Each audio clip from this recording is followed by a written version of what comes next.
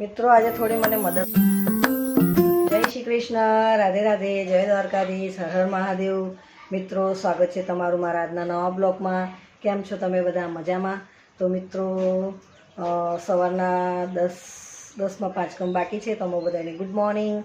અને મિત્રો છે ને આજે મને થોડી મદદ મળી જશે.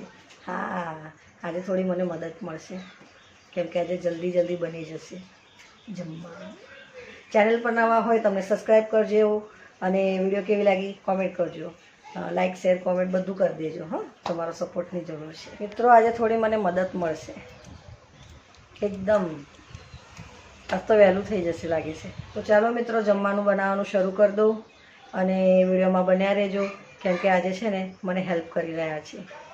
બતાવું. આમ તો જુઓ, બધાને જય શ્રી કૃષ્ણ તો કરો. જય શ્રી કૃષ્ણ, રાધે રાધે, જય માતાજી.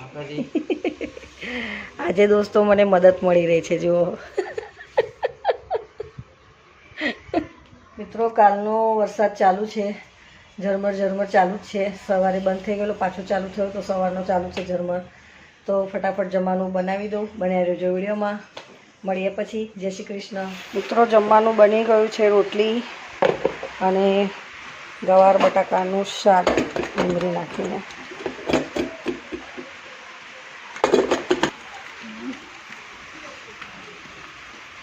વરસાદ પડે છે તો પલળી ગઈ વાસણ ઘસતા કેમ કે વરસાદ બરફનો પડી રહ્યો છે. કાલનો જ ચાલુ જ છે, અત્યારે પણ થોડો વધી ગયો. તો મિત્રો જો બધી પલળી ગઈ વાસણ ઘસતા બધું ઘરમાં ક્લીન કરી દીધું એટલે આ ઝંઝટ મારી ના રહે કશી. વાસણ પણ ઘસી નાખ્યા પલળતા.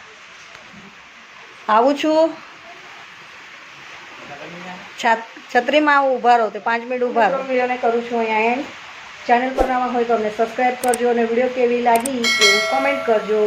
તો મળે એક નવા બ્લોગમાં. જય શ્રી કૃષ્ણ, રાધે રાધે, જય દ્વારકાધીશ, હર હર મહાદેવ.